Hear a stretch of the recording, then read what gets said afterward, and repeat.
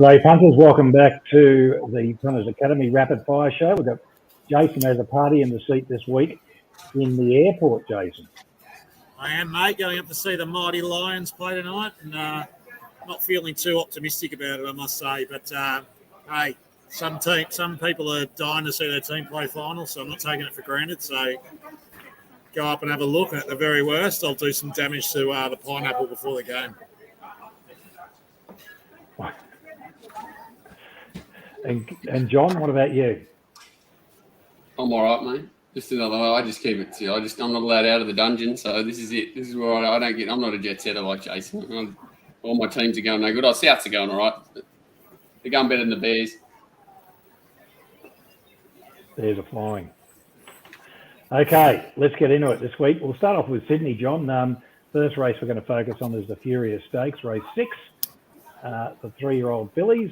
And what's our market look like? What do you say the track, 7-metre rail?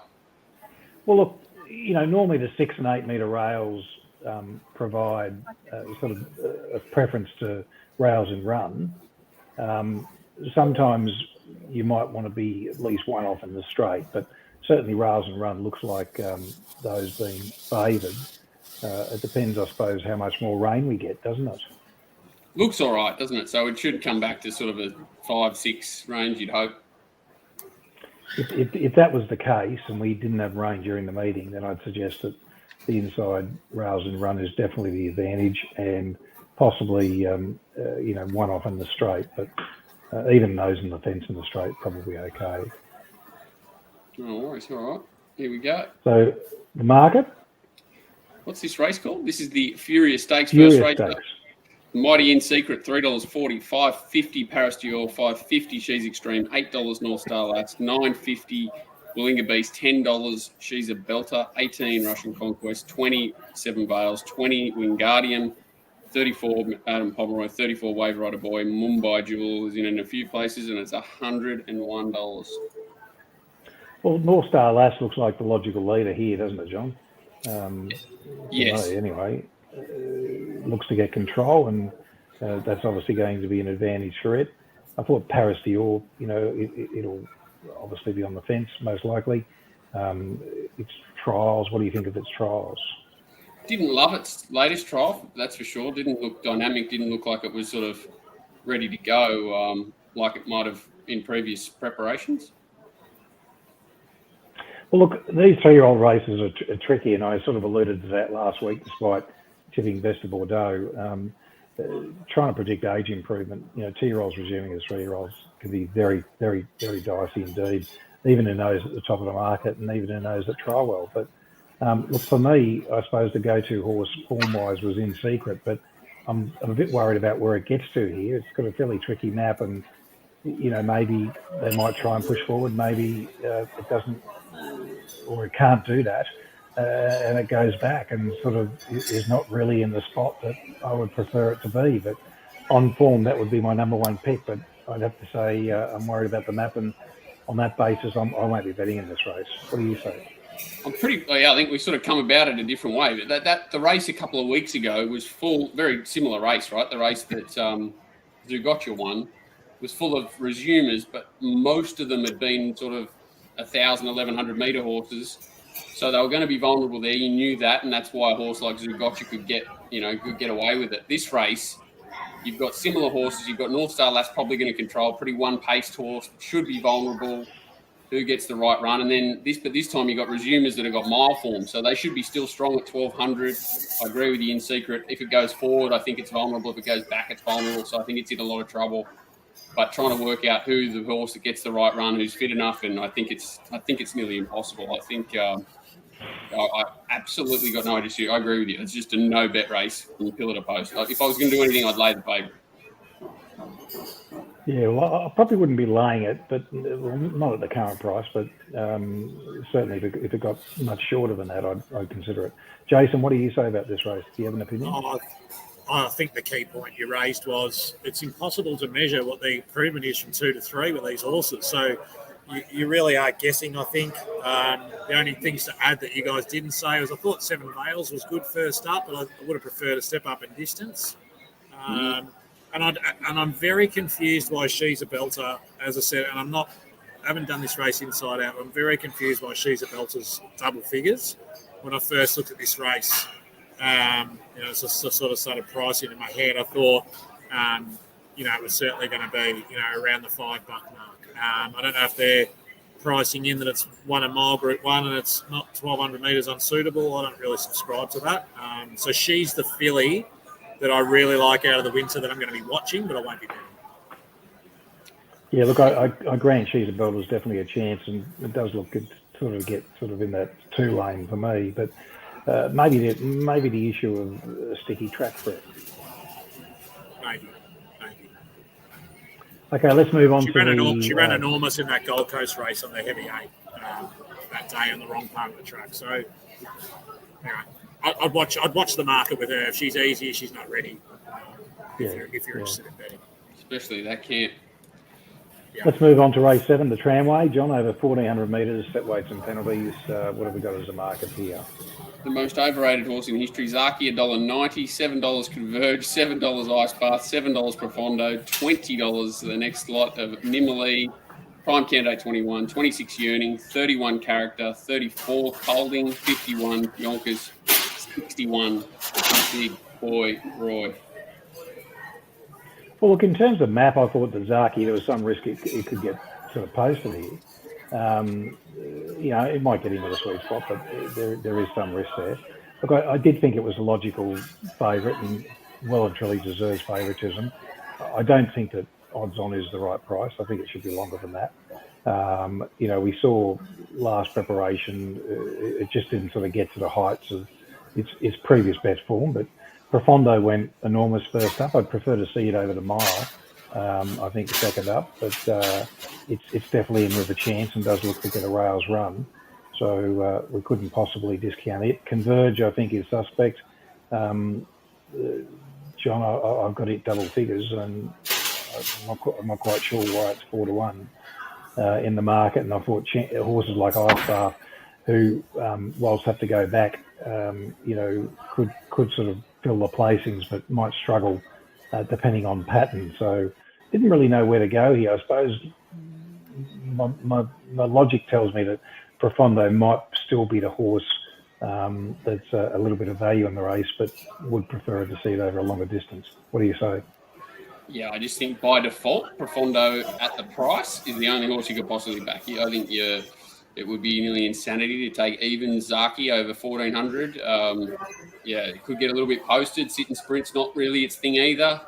I just don't see it being an even money chance. If it can win, there's absolutely no doubt about that, and it should be favourite. But not a horse we could take evens about. Profondo, natural improvement. I think it was still a bit keen there first up, and I know they went pretty slow. So, but I just thought, still probably fresh enough to run well over 1,400. I wish it went in the other race as well over the mile. But just they've flummed the right spot here, haven't they? And that's probably the key. It should lob in the first 4 naturally. A little bit of improvement. It should run well, and it's $7 or $8. It's the only possible horse I could back. You're like, Ice Bath's going to be last. I see Ice Bath being well backed, and that shows you how bad the race is when it maps last, and there doesn't look a whole lot of speed on paper, and they're backing Ice Bath in this level of a race. So I agree. Profondo by default. Jason, what do you have to say? Sorry, Paul, did you say you had Converge double figures? Yes. Okay. I was seeing a little bit. Only just. Yeah. Okay.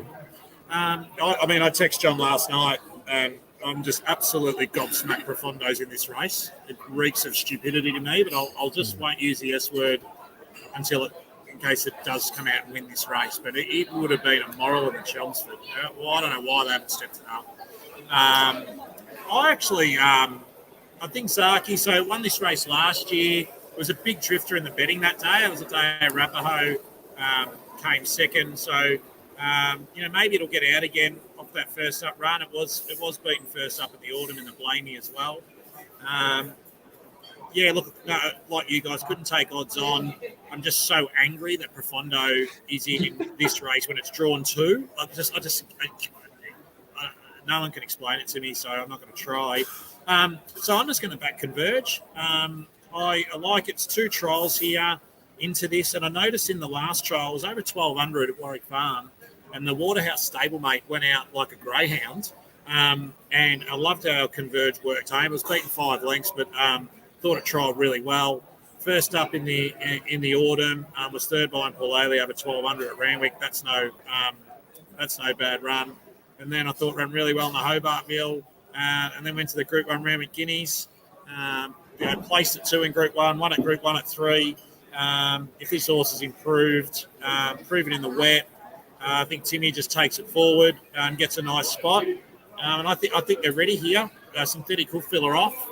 I'm going to be backing it each way. I thought it was the only bet I could have, and I'm keen to have a bet. Well, for me, I suppose the bet is I'm still going to have a small bet Profondo, but I suspect that post-race I'll be saying why wasn't it in the mile race. But anyway, well, that's the way I'm going to go anyway, a small bet Profondo. Let's move on to race 8, the Chelmsford Stakes. John, what's our market look like? Surefire, 370, 440 Montefilia, 550 Moonga, 950 Benno, $11 New Marion, $16 Stockman, $18 Knight's Order, $20 Allegron, 21 Crystal Pegasus, 31 Cucaracha, 31 My Nemesis, No Compromise, $34 Entente, and $41 Great House.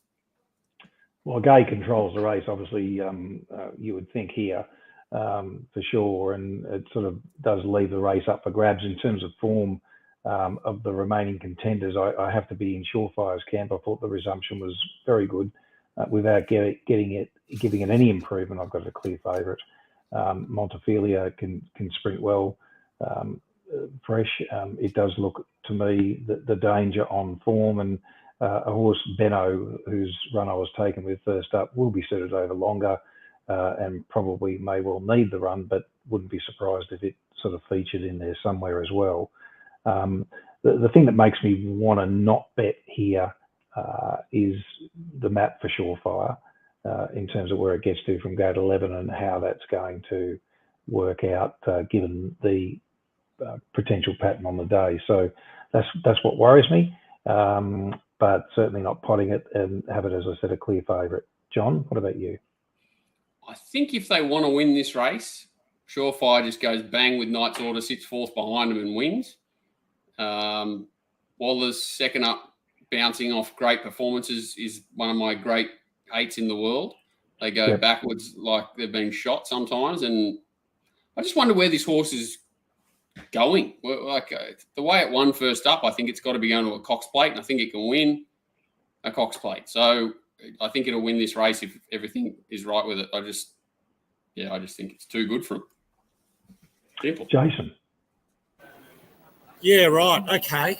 Surefire's going to win a Cox Plate off beaten Titanium Power. Well, it's a 1,400 metre. Like it resumed over 2,000 last time, and had problems, sat wide, got smashed, come wide, and won. And then it went to 2,400.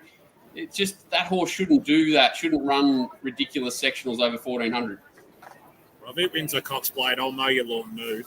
I'm keen on this race. I've only got AstroTurf. Beautiful, even better. It'll take me longer. More viewing pleasure for you. I'm keen on this race, and it's going to make Johnny Walter spit out his breakfast because this is an absolute each-way moral, and that is number 1 Moonga. Cannot believe the price. I've marked it $3. Its form, if you go through it, this is a 1,600 metre weight for age Group 2 race. There is only one 1,600 metre weight for age horse in this race, and that is Moonga.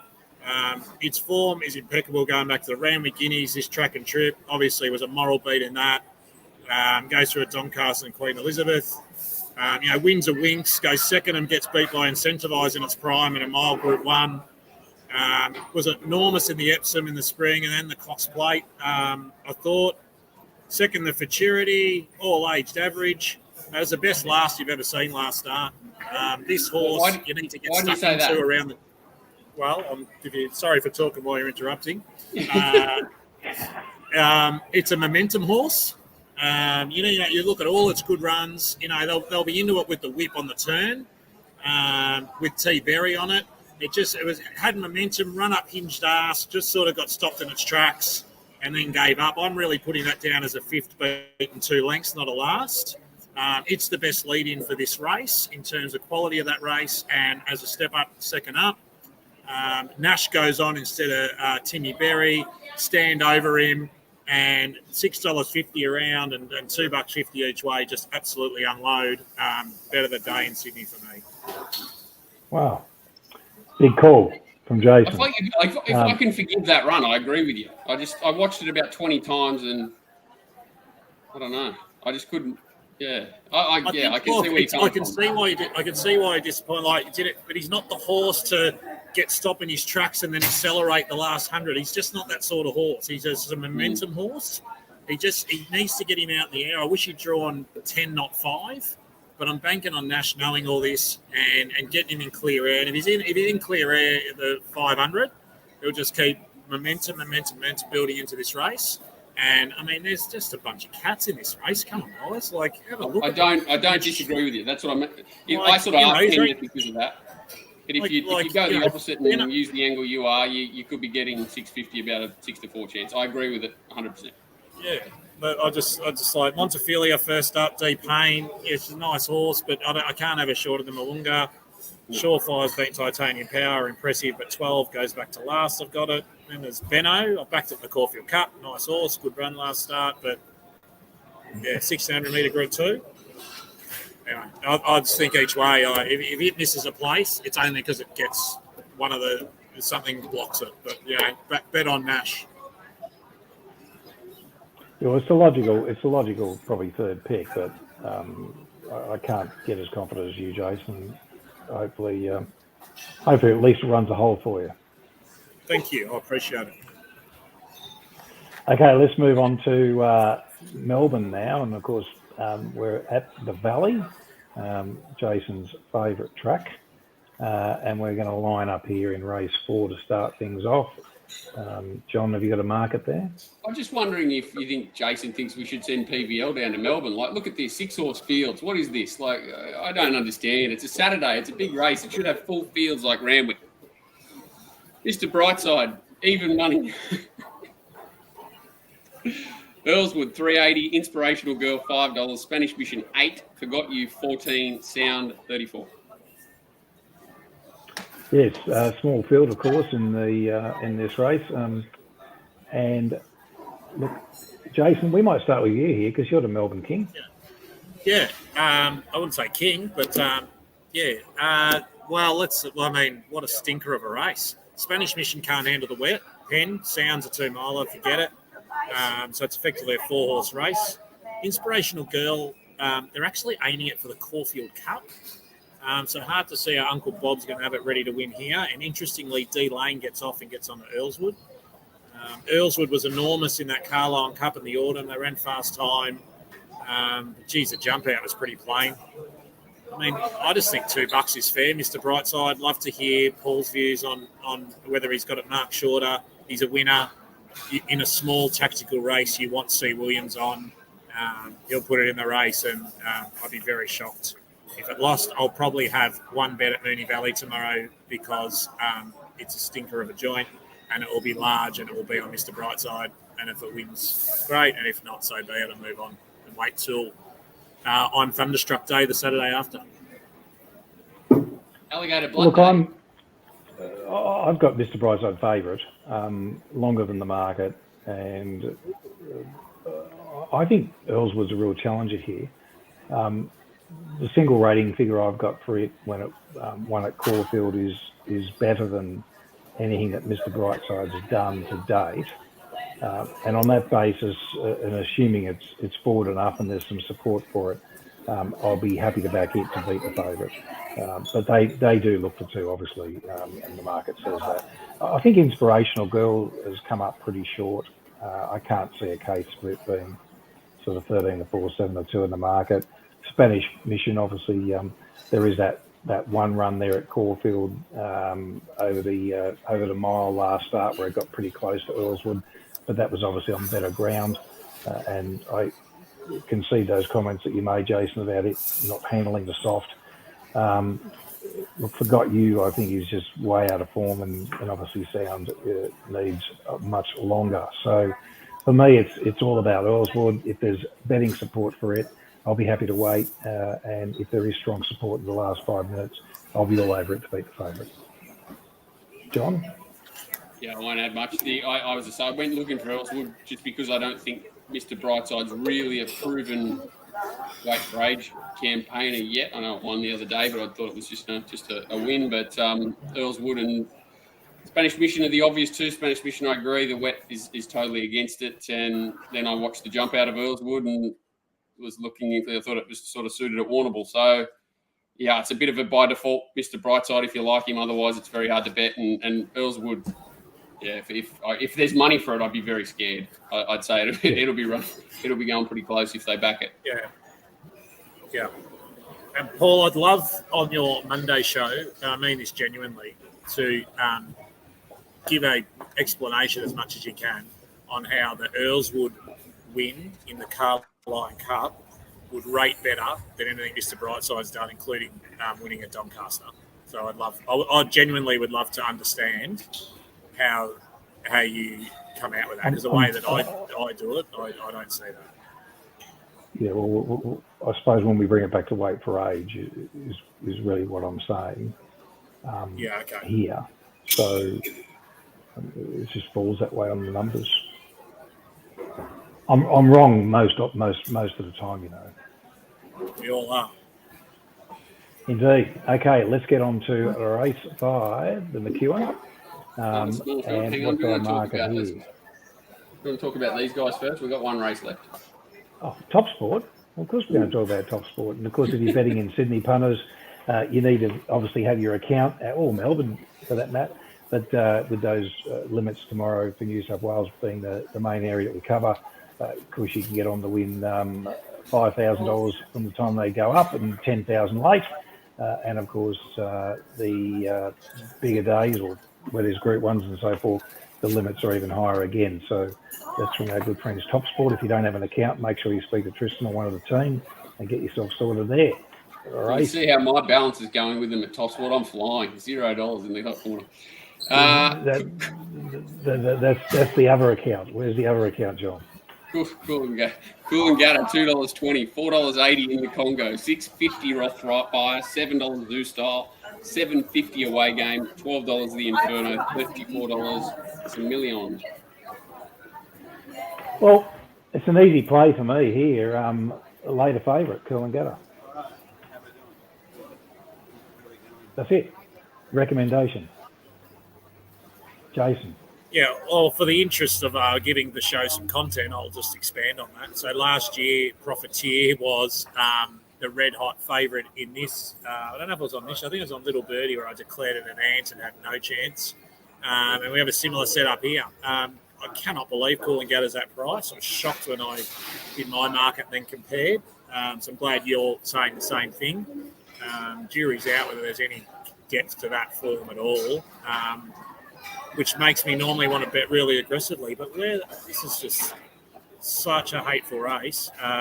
Wanted to find in the Congo, but I don't know if it gets across. I think Zoo Style, only way it can win is if it leads. An away game getting the suck. Actually, if I was betting, I would be having a small bet on the Inferno at $14. Its best two races. Yeah, its best two races in its career have been at the Valley since it moved from Singapore. It won the McEwen, the Group 2 over 1,000 metres. It beat Portland Sky that day and September Run. Portland Sky obviously went on to win the Oakley Plate. And then it was in the Group 1 Moya, 1,000 metres, weight for age, got beat at Pinpool by Wild Ruler. So its best form is there. The autumn prep was underwhelming, no doubt, but it did run okay in that Adelaide race on a 6. So the concern is over 1,000 getting too far out of its ground. But if Jai can just suck up from 2, it's only a couple of pairs back. He has got a dynamite sprint. Maybe if they cut each other up, I could see a scenario where it gets over the top. Low confidence. If you are confident on something, go for it. But yeah, couldn't back the fave and spec very small Inferno. Well, I'll be standing the favourite for a fair bit. So, John, what do you say? Yeah, I think if there's a pretty average race, I'd back Zoo Style if it gets control. Take the $7 it, and if it doesn't, I'd have something small on the same horse you found. What's it called? The Inferno, to get over the top of them if they all go mad, because there's nothing really with a turn of foot. And Cool and Gatter, like you say, it's just insane. You can't take that price. It can win. Good luck to it. But if Zoo Style gets control, it can win at $7, and if it doesn't, the Inferno at big price, and that's it. Very small. Well, I want to take the $7 Zoo Style after it gets controlled, John, like you recommended. That's what I mean. You back both ways, right? But I want the $7 once I know it's got control. Well, Jason will bet you. So Jason, would you bet $7 if it's a length in front on Zoo Style? Sorry? What are you going to lay Cool and Gatter out to? $3.50? No, don't be silly. At the current price, if it's around that current price, it's going to be a big loser for me if it wins. We don't want that, Paul. We don't want that. No, we don't want that. Don't want that at all. Right, so punters, I think recapping, what do we say, guys? Are we super competent? I suppose you're Mwanga each way in Sydney, Jason. Mwanga each way at Royal Randwick. And my tip for the Valley is no one beats the Valley. The Valley beats everyone. So save your pennies for the spring. And John, do you have a best? I'm tipping the Brisbane Lions each way. Nothing from me. I'll definitely run top. Yeah, look, I have trouble. I suppose the best is if Cool and Gatter's that sort of even money range tomorrow, 5 to 4, it's a lay. And if there's money for Earlswood, then I'm really wanting to back it. So outside that, it's not a day, I think, for morals. Anyway, punters, thanks for watching. Thanks for tuning in. We'll be back next week. Jason, enjoy the game tonight. And happy punting, guys, on the weekend. Cheers, guys. Pleasure as always. Thank you, boys. See ya.